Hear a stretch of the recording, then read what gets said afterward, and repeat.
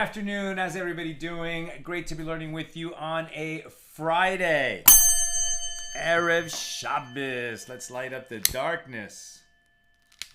To get this back over here. Hopefully I'm audible clearly. Okay, who's in the house? Paul in the great Northwest, Yehudit in South Carolina, Paula here, Sharon in New Jersey, Shandor in the Bronx, Bell in Texas, Joe in the Inland Empire, Tom in PA, Melissa in Great Neck. Tom says, been away too long. Glad to be back for the start of a new tractate. Amen. Good to have you, Tom. Lucy in Minnesota, Gordo in Scotland, Karen in Northern California, Christo from Squirrel Hill this time. Welcome, my pal. And Ella's in the house and Marjorie in Georgia. And yes, indeed, we are opening tractate Bava Basra, the third tractate of this Seder, this order of Nezikin, damages. So these are known as the gates, right? Bava Kama, the opening gate, the first gate, Bava Metzia, the middle gate, and Bava Basra, the final gate of these three tractates, all having to do with monetary matters. Particularly Bava Basra, so much of it is dependent not so much on laws that are spelled out in the Torah, but more on rabbinic decrees. And the decrees are based on human nature, on custom, and tradition, as well as policy, right? Passing laws or issuing decrees from the sages that will enable people to live in a harmonious society. So as always, we open the tractate on page 2. Every tractate begins on page 2 with Mishna number 1 here in chapter 1 of Bava Basra, the 23rd volume of the Talmud. Mishnah 1. Partners who wish to make a partition, right? So the word is mechitza. That's a word that we often hear in the Orthodox world.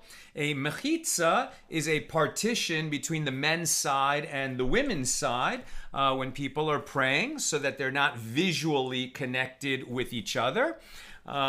Some people think, very patriarchal, the women are shunted off into an area where the men can't see them. But very often it's premium seating for the women. They're not shuffled off to the back. It just creates a private space for the men and a private space for the women. Nina has sat with me right here many times, speaking with you guys, speaking with the audience, and saying how much she likes it. She likes davening in a women-only space. And that's where we usually hear the word mechitza. That's not what we're talking about today. We are talking about a partition. Now, what the question that's going to keep coming up is when we talk about a partition, what do we mean? What is it that we're seeking to do? Is it just to divide a space? And that could be done, either with just like a little border, like pegs in the ground that says, well, that's your space and this is my space. Are we trying to create a solid wall, which is a very permanent divider? Or are we trying to achieve the same idea that we have in the synagogue of a visual partition, right? In other words, privacy. Are we trying to create privacy or are we trying to divide real estate? What is going on? So let's keep reading. Partners who wish to make a partition in a jointly owned courtyard, right? So imagine a duplex where the upstairs family, the downstairs family share the backyard. In a jointly owned courtyard, build the wall for the partition in the middle of the courtyard. Now, what is this wall fashioned from?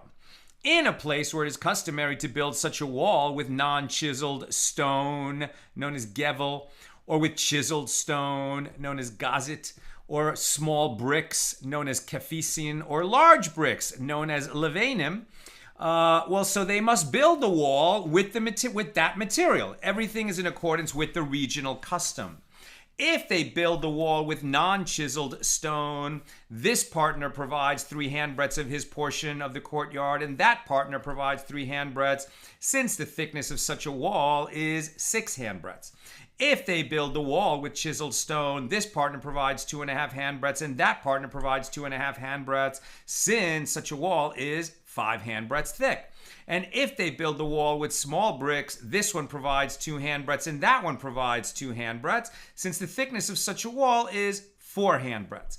If they build with large bricks, this one provides 1.5 handbreadths, and that one provides 1.5 handbreadths, since the thickness of such a wall is 3 handbreadths. And therefore, if the wall later falls, the assumption is that the space where the wall stood and the stones the assumption is that the space where the walls stood and the stones belong to both of them, right? So whatever the custom decrees in that area is the thickness of the wall, that's how thick they make it. They put it in the middle. And that strip that they've carved out of their courtyard, right? Because, I mean, it's a pretty significant wall. If they use unhewn stones, 3 handbreadths on each side, right? So the wall ends up being about this thick. And, if it's a small courtyard, that's a significant amount of space to remove from the courtyard. But that strip, which is now occupied by the wall and is no longer, living space, as it were, that gets split between the 2 courtyards, the 2 owners of the courtyards that are now separate courtyards. And the stones are owned, they're a shared ownership. So if the wall falls, they're going to build it back in the same place, and they're both going to participate in building that wall anew. And similarly, with regard to a garden, in a place where it is customary to build a partition in the middle of a garden that's jointly owned by 2 people, and one of them wishes to build such a partition, the court obligates his neighbor to join in building the partition. But with regard to an expanse of fields, in a place where it is customary not to build a partition between 2 people's fields, and one person wishes to build a partition between his field and that of his neighbor, the court does not obligate his neighbor to build such a partition, right? So you can't, if the partition is not there and one of them wants it and the other one doesn't, he says, well, you want to build it, go ahead, but I don't want to participate in that. I'm not going to pay for that. Then if it's a place where these walls are normally built, then you force the reluctant one to participate in it. But if it's a place where these walls are not normally built, then the one who wants a wall can build it on his side, and the other one neither has to contribute money nor space in his property for his half of the wall. So rather, if one person wishes to erect a partition in the place where it's not customary, he must withdraw into his own field and build a partition there. And he makes a border mark on the outer side of the barrier facing his neighbor's property, indicating that he built the entire wall, the entire structure, out of his own materials and on his own land.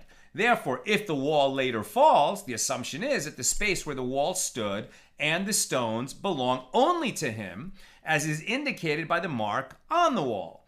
Nevertheless, in a place where it is not customary to build a partition between 2 people's fields, if they made such a partition with the agreement of the 2 of them, well, then they do build it in the middle, i.e. on the property line, and they make a border mark on the one side and on the other side. And therefore, if the wall later falls, the assumption is that the space where the wall stood and the stones belong to both of them to be divided equally, right? So the basic question is, are we going to build this wall on the property line, or are we going to build it on one side of that property line? And generally speaking, if they agree, both of them agree to participate in it, of course it's on the property line.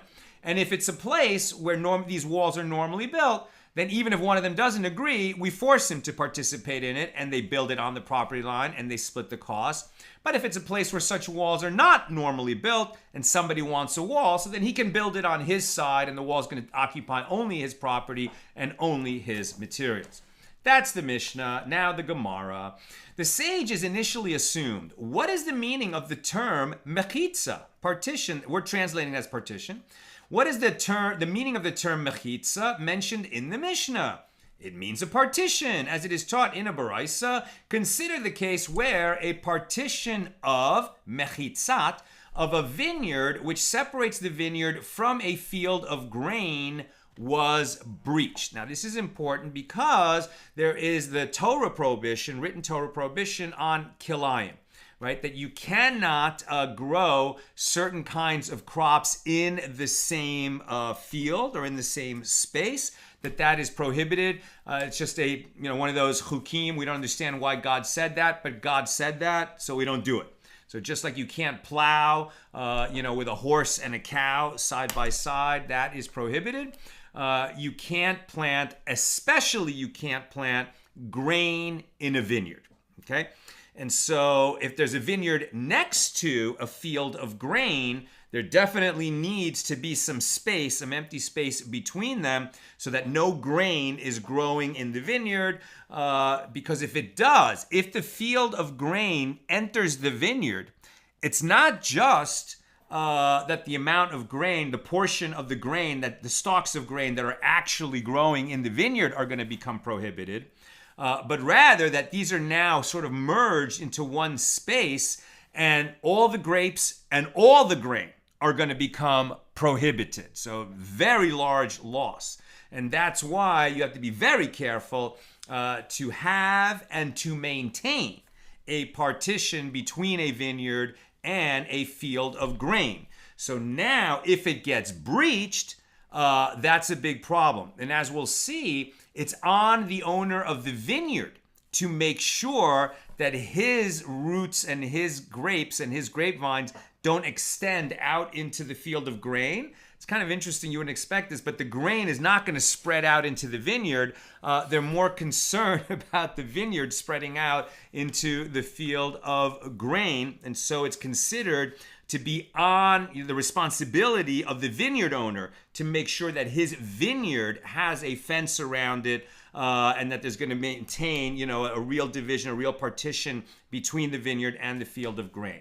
So it means a partition. As it is taught in the Baraisa, consider the case where a partition of a vineyard, which separates the vineyard from a field of grain, was breached, resulting, if the situation is not rectified, in the grain and the grapes becoming items from which deriving benefit is prohibited due to the prohibition of diverse kinds planted in a vineyard.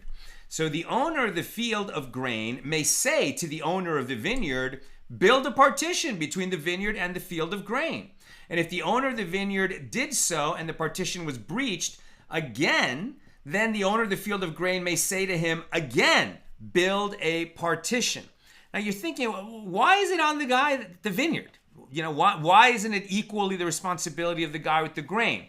And I think part of the answer for that is the custom. That's just not the way it was done. There were large fields of grain, and they would not, erect partitions between one field of grain and another. And I think it's probably safe to say that the fields of grain were larger than the vineyards, and that it became the responsibility of the vineyards to make sure that they were partitioned off from any neighboring grain fields. And that was the custom. That's the way it was done. And that's why the owner of the grain field can say to the owner of the vineyard, hey, you have a vineyard near my field of grain. Make sure you partition that off. And even if the partition is breached and falls down, the owner of the grain field can say again, hey, you built a fence, good job, but it fell down. Your grapes, your vineyards, grew against it, knocked down the partition. They're breaching through the partition. Fix it before we both get in a lot of trouble and the product of your vineyard and my field become prohibited for benefit. Now we're on page 2b. If the owner of the vineyard neglected to make the necessary repairs and he did not properly build a partition between the fields, then the grains and the grapes are rendered forbidden due to the prohibition of diverse kinds planted in a vineyard, and he, the owner of the vineyard, is liable for the monetary loss to the owner of the grain. And he's going to have to compensate the owner of the grain for the damage suffered, as it is the vineyard owner's fault that deriving benefit from the grain is now prohibited. That's the way it shook out. Now, according to the understanding that the term mechitza means a partition, one can infer the reason that they build a wall is that they both wish to make a partition in their jointly owned courtyard, right? So now we're back to the example of the courtyard, think like a backyard behind a duplex. But if the residents of the houses on this courtyard did not both wish to do so, that the court does not obligate the reluctant partner to build such a wall, although his neighbor objects to the fact that the partner can see what he is doing in his courtyard. Right? So what one of them wants is privacy on his side of the courtyard. So apparently it may be concluded that damage caused by sight, that is, the discomfort suffered by someone because he is exposed to the gaze of others while he is in his own private domain, is not called damage. Right? In other words, if having someone look in on you, which violates your privacy, if we're going to call that damage, like damages, right, and then we're going to force somebody to build a wall because they're damaging you, then it must be that, what are we calling it? Damage caused by sight is actually damage. This is they're going to argue this back and forth. Is looking in, right? Violating someone's privacy, just looking into their space where they dwell, whether it's in their courtyard or in their house. But when you violate their privacy, is that actually rendered legal damages or not? So the Gemara objects to this conclusion from our Mishnah regarding the wall in the middle. The Gemara so objects to this conclusion that right now they're saying that damage through sight is not damage. And the Gemara says, wait a minute, what are you talking about? But say that the term mechitza used in the Mishnah means a division, as it is written, and the division of the congregation was in Numbers 31:43, referring to half of the spoil that belonged to the entire congregation. So according to this interpretation, the Mishnah means, since they wished to divide the jointly owned courtyard, they build a proper wall in the center, even against the will of one of the partners. So apparently it may be concluded that damage caused by sight is called damage. Right, what they're saying is if you can obligate one of the people to participate in this wall, well then maybe it's because somebody not having privacy is damage to them, and that's why you can obligate everyone to participate in it, and therefore damage by sight is damage. But the Gemara rejects this line of reasoning. If it is so that the term mechitza means a division, then the words who wish to make a division are imprecise, as the Tana should have said who wished to divide. So rather, what is the meaning of the term mechitza? A partition, right? So again, a partition means a screen that will block our vision, looking from one side to the other, so it will create privacy, as opposed to a division where we're really dividing the property into two. It's not just that we're going to prevent us from looking inside.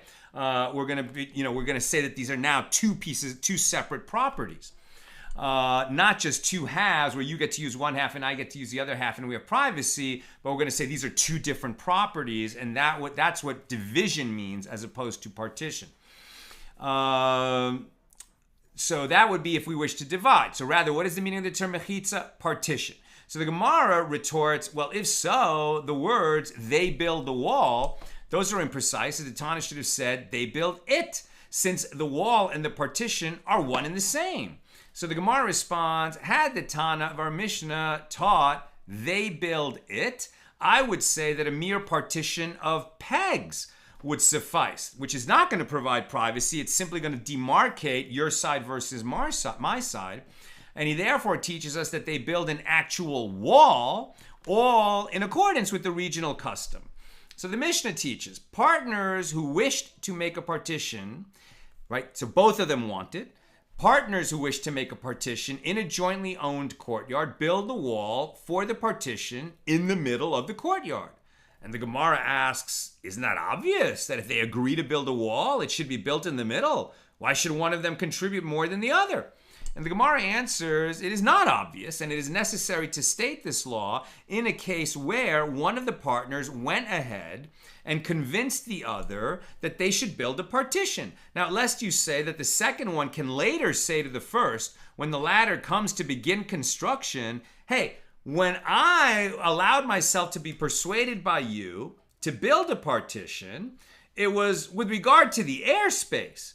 I agreed that the erection of a minimal barrier that would result in a loss of open space in the courtyard was okay. But I was not persuaded by you with regard to the use of the courtyard, meaning I did not agree to forfeit any usable space on the ground in my share of the courtyard for the building of a wall. And to counter this, the Mishnah teaches us that since they agreed to make a partition, they must each contribute a part of the courtyard for the building of a proper wall in, corresponding to that regional custom.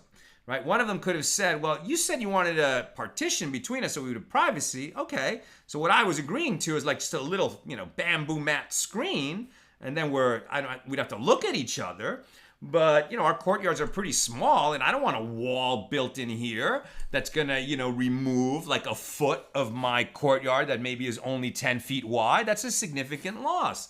So he might argue that. But in a place where it is customary to divide courtyards and to do so with a wall made of these unhewn stones, then once he agreed, that's what he agreed to do. And that's what, both partners are now on the hook to do.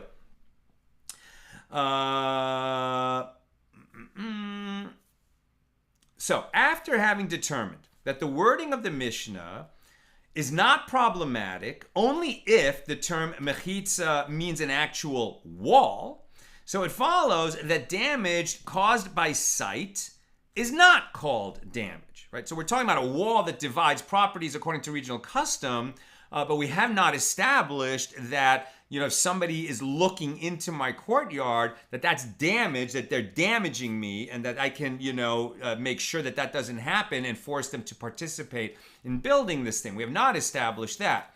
So the Gemara asks, and is damage caused by sight in fact not called damage? And the Gemara provides a mnemonic for the proofs which follow that challenge this assumption. So this is, if we spoke Aramaic, this would help us remember.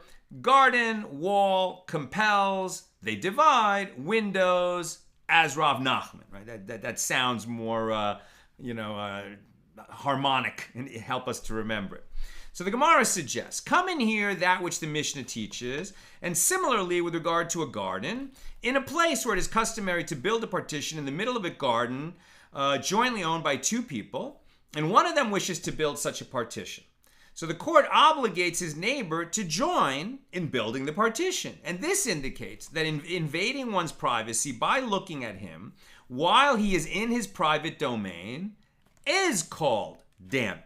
Right? So invading someone's privacy, looking in when he would like to be in a space that is private, we are going to call that damage. He is damaged by that. So the Gemara answers, a garden is different. With regard to the law governing invasion of privacy, in accordance with the statement of Rabbi Abba, that we're going to say a garden is different than a courtyard, is different than a field, is different than other spaces. Let's see. As Rabbi Abba says, that Rav Huna says, that Rav says, it is prohibited for a person to stand in another's field and look at his crop while the grain is standing, because he casts an evil eye upon it and thereby causes him damage. And the same is true for a garden, since the issue in this case is damage resulting from ayin hara, the evil eye. No proof can be brought with regard to the matter of damage caused by sight. Okay, so now we're making a distinction between what does it mean to look in on my property. One type of looking is, well, this is my space. I want to be able to hang out with my family and do what we do without people looking at us. That's privacy. The evil eye is, and we've discussed this before, is that when your field stands ready to be harvested, right? So this is that big moment of the year. You've worked so hard all year. You're finally going to bring in the harvest, and God willing, you're going to, harvest enough of a crop that it's going to enable you to feed your family and clothe your family and pay rent for your family, for the coming year. It's a really big moment. And maybe you're having a bumper crop, and there's a neighbor who's jealous of you, and he's going to look at you and look at that crop and say, yeah, pretty lucky guy. Must be nice, and look at it with this, this look that is jealous, that is covetous, that is ill-intended, right? Ill-intended. And so we have a tradition that is casting the evil eye on someone, and that can actually cause them damage. That they'll end up having misfortune in their lives, that they'll suffer some kind of a loss. And that's why the sages decreed, yet don't look at people when they're having an important time in their lives. Don't look at them at all, because you might come to feel some sort of jealousy or wish them ill will, and you could actually harm them. So that's a different kind of looking that causes a different kind of harm, and we're separating that out from invasion of privacy. Now the Gemara objects, and maybe that's why we force people to build a wall, and not because damage through sight is damage, right? Not the evil eye is different than invasion of privacy. So the Gemara objects. But the Mishna teaches, and similarly with regard to a garden, which suggests that a garden and a courtyard are governed by the same rationale, right? Are we going to compare a garden where, let's say, you're growing vegetables and flowers that maybe you're selling? Are we going to compare that to a field where you definitely grow crops? Or are we going to compare a garden to a courtyard, which is much more about, just using that space for your family? So here the Gemara suggests, well, no, a garden should be compared to a courtyard, because in our Mishnah, gardens and courtyards are compared.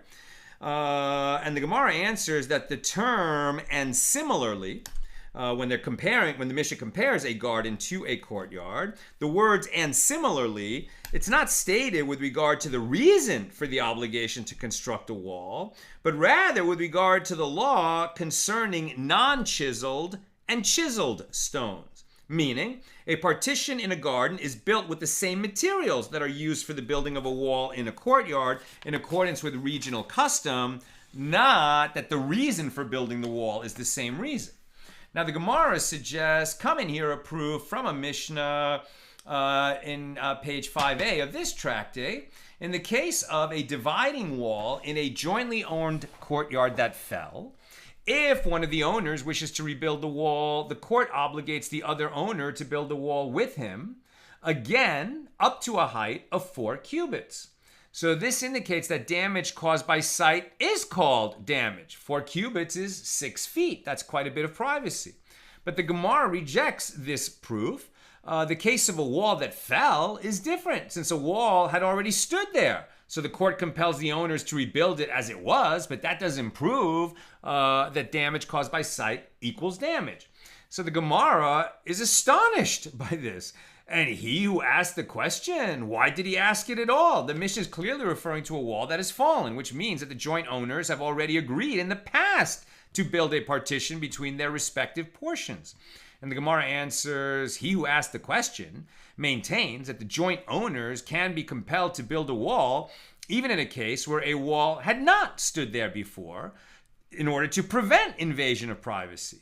And the Mishnah does not address the case of a wall that fell to teach that only in such a case is there an obligation to build a wall. Rather, it was necessary to teach the latter clause, which states that even in a case where there had previously been a high wall, the court does not obligate him to rebuild it higher than 4 cubits, because once there is a wall of 4 cubits, there is no further invasion of privacy. Right? So there weren't so many people more than 6 feet tall.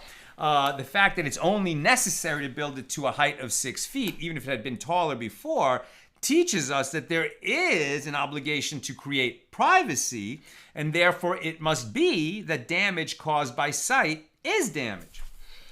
The Gemara suggests, come in here, an additional proof that damage caused by sight is called damage from what is taught in a Mishnah.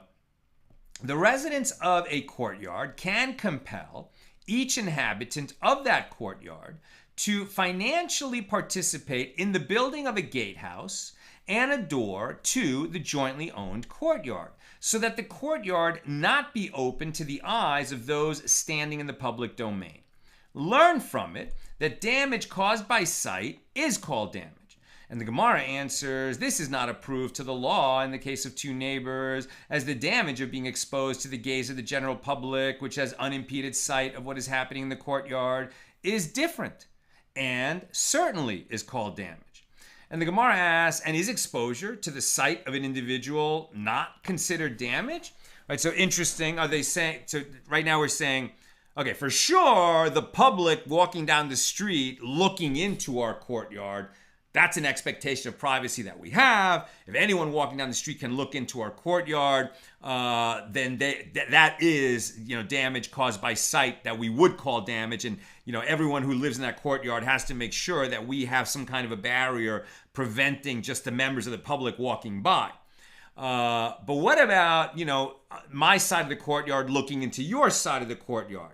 Is that going to be treated in the same way as the fact that we don't want the public looking in from the street? So the Gemara asks, and is exposure to the sight of an individual not considered damage? Come in here proof that it is called damage from that which is taught in Mishna on this tractate, page 11a. One divides a courtyard at the request of one of the co-owners only if its area is sufficient so that there will be in it 4 by 4 cubits for this one and 4 by 4 cubits for that one. That is, the same minimal dimensions for each of the co-owners. Right? So in other words, if our backyard is only 10 feet wide, and you can see that, in tight spaces in the city, then we're not going to divide it because what's left is so small that it isn't really usable. So this means that if there is enough for this one and enough for that one, they do divide the courtyard at the request of only one of the owners. Even if only one of them wants it, they do divide it as long as there's minimum space for each of them after the division. And what? Is it not so that the courtyard must be divided with a wall that will prevent one neighbor from seeing the other? And the Gemara answers, no. Perhaps it is divided with a mere partition of pegs through which one can still see. Again, why are we dividing it? Are we dividing it to create privacy between your courtyard and my courtyard? Or are we dividing it simply to say, well, that's your courtyard. If you want to, keep bicycles and old books and old shoes and a, beaten down junk old car in your side of the courtyard, then that's your side of the courtyard. We like to use our courtyard to have guests over and have a glass of wine and have a nice table and flowers. If you can't respect that, then you have your courtyard and we have ours. Now, that doesn't necessarily mean that we're going to have a privacy barrier between them. Here, we're just talking about what you're going to use your courtyard for and what I'm going to use my courtyard for. That's why dividing it with pegs would create division, but it would not create partition. That's the difference. The Gemara further suggests, come in here another proof that, wait a minute, I think I just said that. No, come in here another proof that damage caused by sight is called damage, from what is taught in a Mishna on page 22a of this tractate. One who desires to build a wall opposite the windows of a neighbor's house must distance the wall 4 cubits from the windows, whether above, below, or opposite.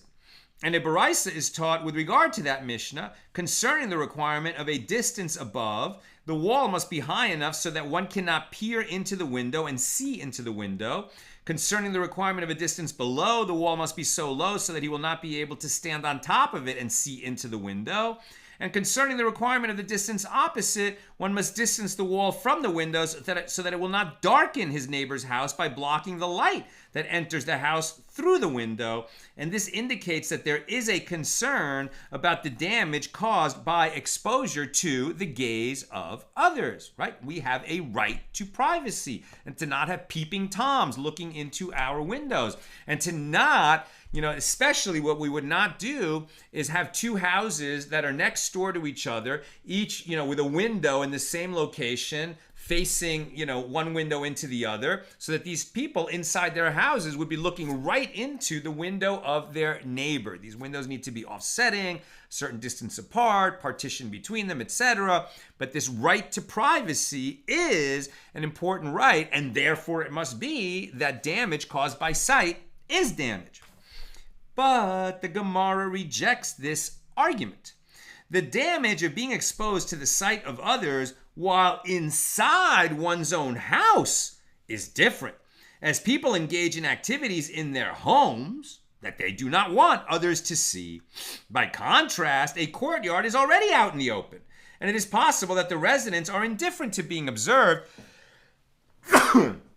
at least by, their neighbors in the same building. Years ago, we used to live in a building, like so many buildings, so many apartment buildings in LA, and I'm sure across the country, where you have apartments around a courtyard, right? And in the courtyard, maybe there's a pool, maybe there's a garden, maybe there's a few picnic tables, but that's a shared courtyard for all the people who live in that apartment building. And obviously, you have a different expectation of privacy in the courtyard than you would inside your apartment, right? Where you definitely don't want to be seen by other people inside your apartment, but you don't mind when you're in the courtyard. Now, if there's only, let's say, 2 apartments sharing a courtyard, okay, well then how much expectation of privacy can they have? Maybe more than, in a building where there's 30 apartments around the shared courtyard. That's always going to be public to the residents of the building. But if there's only 2 apartments sharing a courtyard, then maybe it makes sense. Okay, so build a wall. Each apartment has its own courtyard. And then that right of privacy would extend not only from inside the house, but even into the courtyard. So do we have that right? Or is it a right or not? If it's a right, it's because damage caused by sight is damage. And the Gemara says the damage of being exposed to the sight of others while in one's house is different as people engage in activities in their homes they do not want others to see. By contrast, the courtyard is out in the open, and it is possible that the residents are indifferent to being observed. Now, the Gemara challenges this distinction. Come and hear a proof. As Rav Nachman says that Shmuel says, if one's roof is adjacent to another person's courtyard, he must make a parapet around the roof 4 cubits high, so that he will not be able to see into his neighbor's courtyard. And this indicates that the damage of being exposed to the eyes of others, even in a courtyard, is called damage. Now, that's very interesting. Right? That's very interesting. So you have a courtyard, it's your own courtyard. Your neighbor has like a courtyard on his roof, like a roof where he uses it. He's got a dining table out there, he's got some nice potted plants.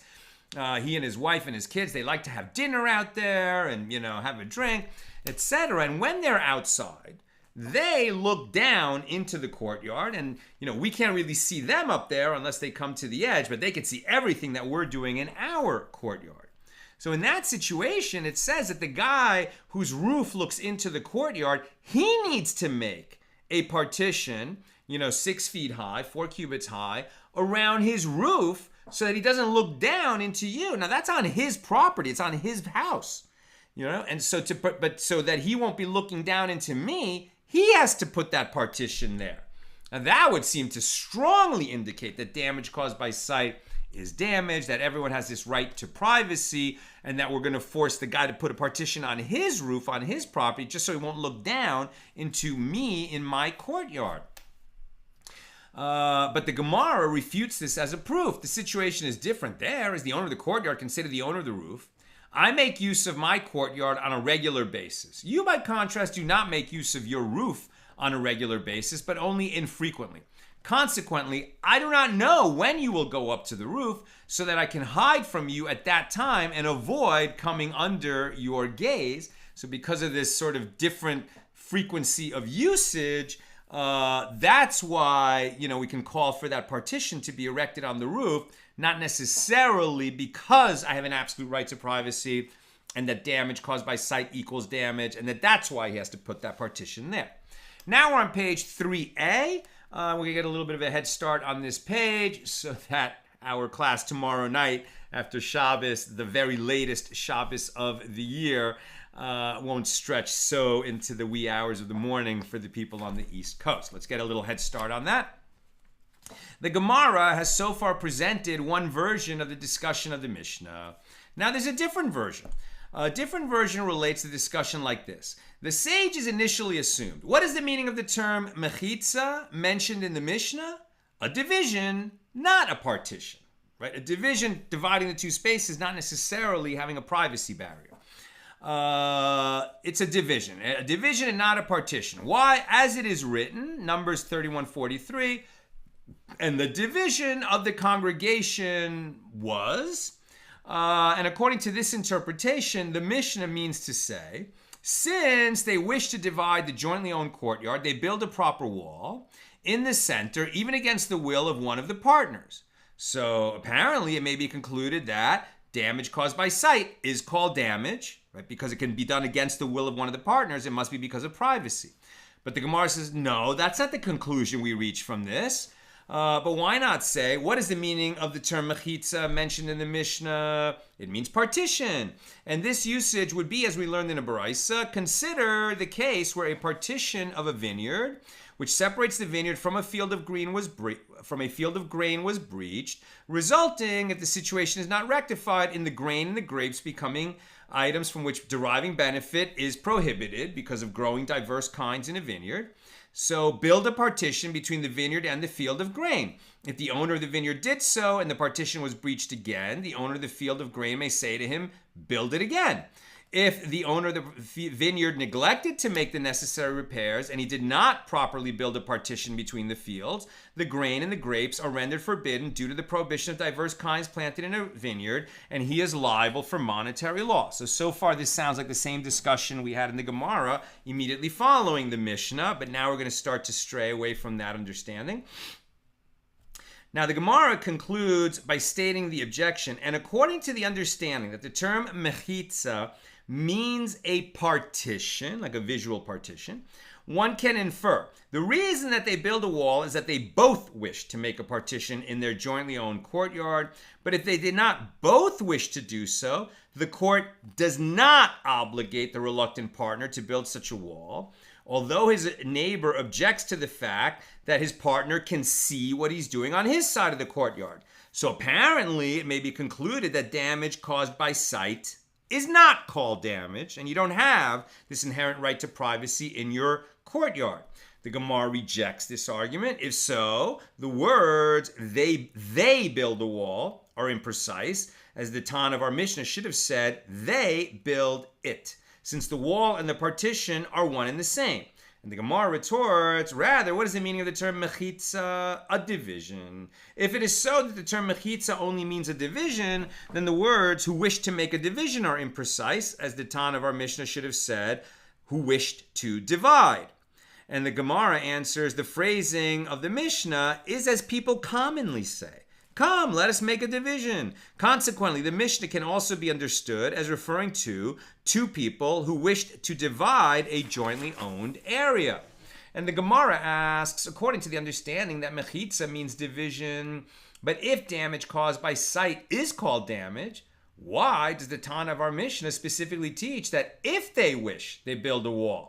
Even if they did not both wish to do so, it should also be possible to compel the reluctant party to build a wall between them, right? If damage caused by sight is damage, then the only way that we're not going to build that wall is if they both waive their right to privacy. Otherwise, that wall needs to be there. So Rabbi Asi said that Rabbi Yochanan said our Mishnah is referring to a courtyard that is not subject to the law of division, meaning joint owners of a courtyard cannot be compelled to divide the courtyard unless each party will receive at least 4 square cubits of the courtyard. And therefore, this ruling of the Mishnah applies only in a case where they both wish to divide the courtyard. They wouldn't ordinarily be compelled. And the Gemara asks, according to this understanding, what is the Tana teaching us? Is he teaching us that when a courtyard is not subject to the law of division because it's too small, if they nevertheless wish to do so, they do divide it? But we already learned this in the latter clause of a different Mishnah on page 11a. When do they not divide the courtyard because it is not large enough to compel division? When the joint owners do not wish to divide it. But when both of them wish to divide it, well, then they divide it even if it is smaller than that minimum size. And the Gemara answers, if we had learned the law only from there, I would say that they divide the courtyard, even if it is smaller than this, by constructing a mere partition of pegs, which does not prevent invasion of privacy.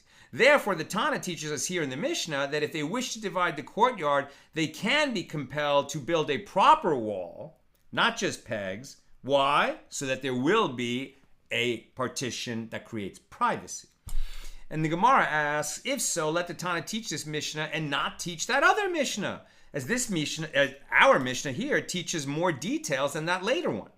And the Gemara answers, it was necessary for the Tana to teach the other Mishnah to introduce the last clause of that Mishnah on page 11a, which states, and jointly owned sacred writings that are contained in a single scroll should not be divided, even if both owners wish to do so. Let's say two partners commission the writing of a Sefer Torah, which is very, very expensive.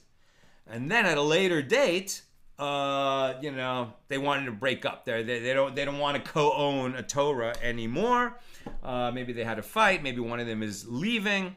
So what do? Can they just divide the Torah in half?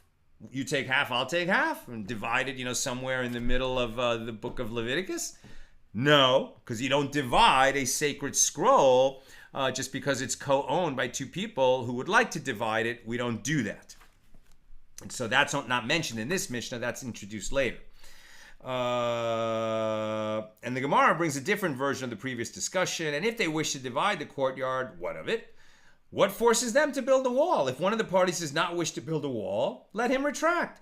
And Rav Asi said that Rabbi Yochanan said that the Mishnah is not discussing a case where they merely reached a verbal agreement to divide the courtyard, but rather with a case where each party performed an active acquisition with the other, confirming their respective commitments. Therefore, neither side can retract. And the Gemara asks, rather than teaching us a case where the courtyard is not subject to the law of division, but nevertheless they wish to divide it, let the Mishnah teach us a case where the courtyard is subject to the law of division, even if they did not both wish to divide it. And the Gemara answers, had it taught us only a case where the courtyard is subject to the law of division that applies even if they did not both wish to divide it, I would say that in a case where the courtyard is not subject to the law of division, then even if they both wish to divide it, if one of the parties does not wish to build a proper wall, he cannot be compelled to do so. Therefore, the Mishnah teaches us that he is compelled to participate. And the Gemara asks, but how can you say this? Doesn't the latter clause of the Mishnah teach? When do they not divide the courtyard because it is not large enough to compel division? When the joint owners do not both wish to divide it. But when both of them wish to divide it, they divide it even if it is smaller than this. And what? Is this clause of the Mishnah not referring to the fact that either one can force the other to build a proper wall? And the Gemara answers, no, it is referring to a mere partition of pegs and not to an actual wall. I'm almost done, so if you have questions or comments, please get them in now. The Gemara asks, if so, let the Tana teach this Mishnah and not teach that other Mishnah, as this Mishnah teaches more details than the later one. And the Gemara answers, it was necessary to teach the other Mishnah for the last clause of the Mishnah that teaches that jointly owned sacred writings that are contained in a single scroll should not be divided even if both owners wish to do so, as opposed to a courtyard that even if normally it's not divided, but if they both wished it, they can divide. The Gemara continues its analysis of the Mishnah. To what case did you interpret the Mishnah to be referring? To a case where the courtyard is not subject to the law of division, meaning it's too small to force a division. But if there is no law of division, then if they wish to divide the courtyard, what of it? How can either one force the other to build a wall? If the parties no longer want to build a wall, let them retract their intention. Rabbi Asi said that Rabbi Yochanan said it is referring to a case where each party performed an active acquisition with the other, confirming their respective commitments. Now they can't retract because good fences make good neighbors. They agreed that they were going to build a fence. They each made an active acquisition to formalize the contract that they're going to build this wall. So now each is relying on the other to build, their half of the wall. And therefore, they can't retract. And the Gemara asks, but even if each party performed an active acquisition with the other, what of it? It is merely a verbal acquisition, meaning there was no actual transfer of property, but only a verbal agreement to act in a certain manner in the future. It's not a true active acquisition. So the Gemara answers, they performed an active acquisition with the other with regard to directions, i.e., not only did they verbally agree to divide the courtyard, they also determined which of them would get which part of the courtyard. Consequently, the acquisition was related to actual property and a particular plot of land. Once they said, okay, this is a jointly owned courtyard, we're going to split it up. How are we going to do it? East-west, north-south, diagonally from one corner to another. They come to an agreement. So now it's like they have made a disposition of real property. Right? That's like a purchase and sale of land when they decided how they were going to divide that courtyard. Consequently, the acquisition is related to actual property, a particular plot of land. So Rav Ashi said, for example, this one walked through his designated portion and performed an act demonstrating ownership there, and that one walked through his designated portion and performed an act demonstrating ownership there. So they have divided the property, right? Whether they built the fence or not, they have now divided that property. And then retracting from the deal is not something that they can do just by changing their mind, because it was an actual contract that they entered into. Okay, some questions. Karen, is the responsibility to make the partition on the vineyard owner because grain is an annual crop and grapes are a perennial crop? I don't know, but that's an excellent suggestion. Maybe that's why. And the grapes are always growing, and the grain, right? That's not establishing roots, right? It's just there. It gets harvested. It's gone. The vines are, their roots are always growing, always spreading, right? I mean, a vine is sort of like a tree, right? I mean, old grapevines are quite thick and gnarly, and they've got deep roots. And those would be growing out past the partition if it's not controlled. And that's why you need not only a partition, but also some space between the vineyard and the grain. So there's a setback that's enforced on the vineyard, right? That his vines not come too close to the border. Whereas the guy with the grain, he can grow grain up to the edge of his border.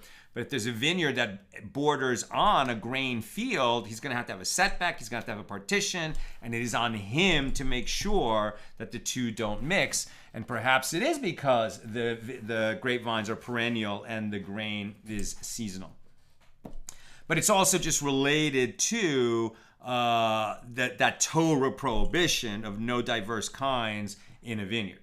Tom, what happens in the case of accidental or unintentional mixing? Say the wind spreads grain seeds into a vineyard.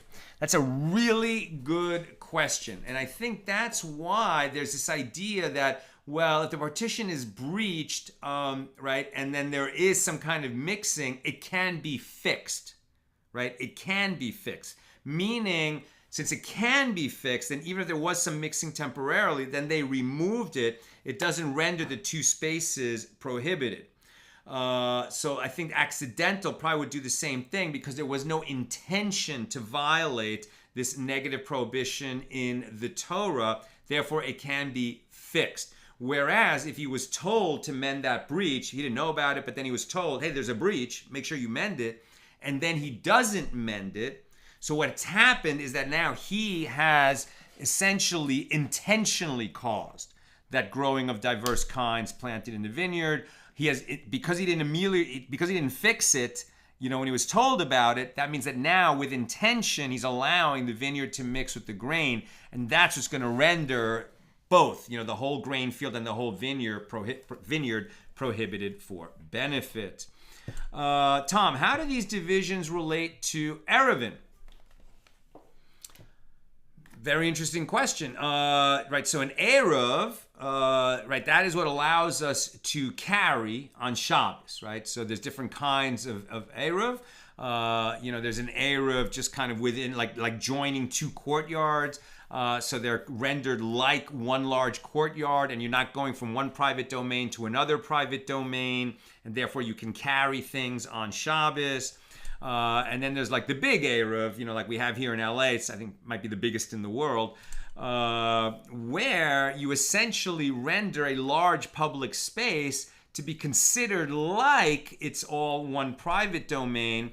And this is very helpful for Orthodox Jews, so they can push strollers within the Erev. They can carry a bottle of wine from one person's home to another. Now, that kind of partition is much more symbolic than the kinds of walls we've been talking about here. There's definitely no protection of privacy.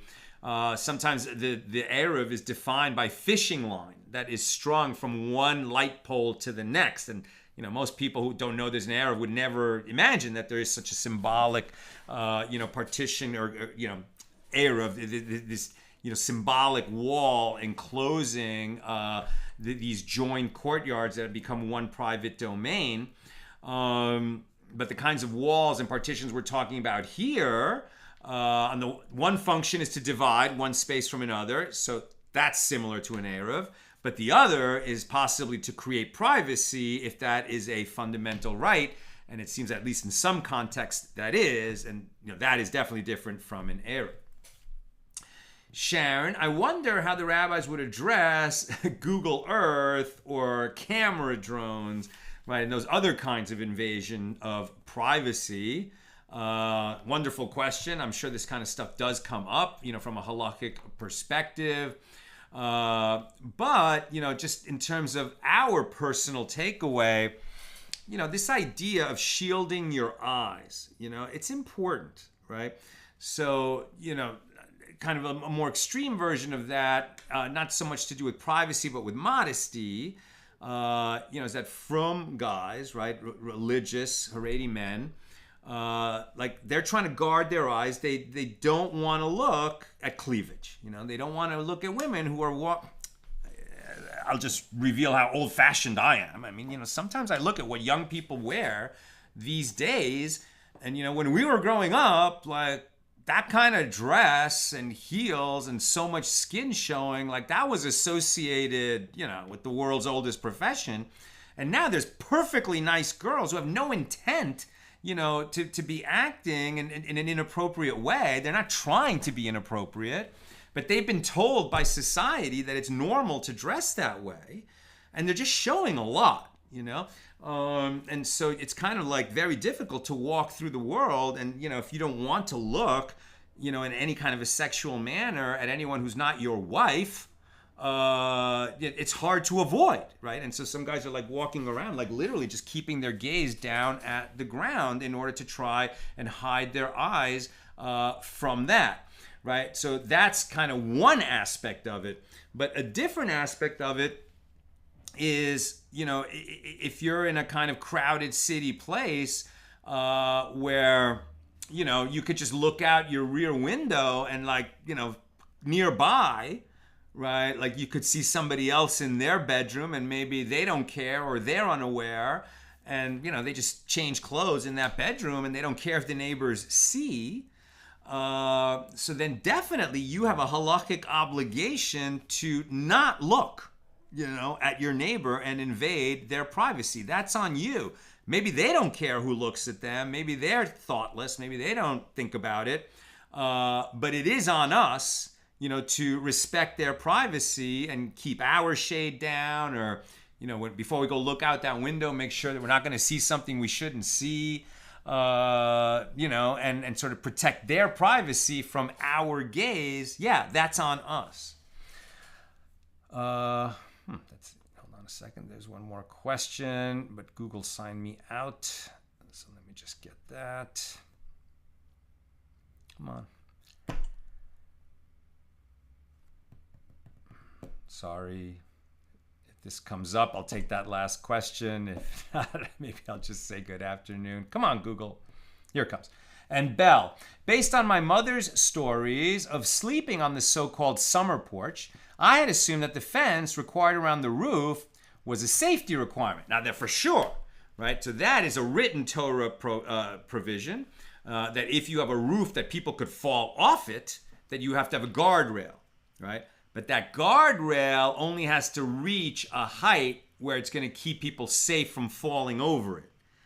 That's not the height where you couldn't look over it, right? So when we're talking about this parapet that's 4 cubits high as opposed to 10 hand breadths, right? So 40 inches versus 72 inches.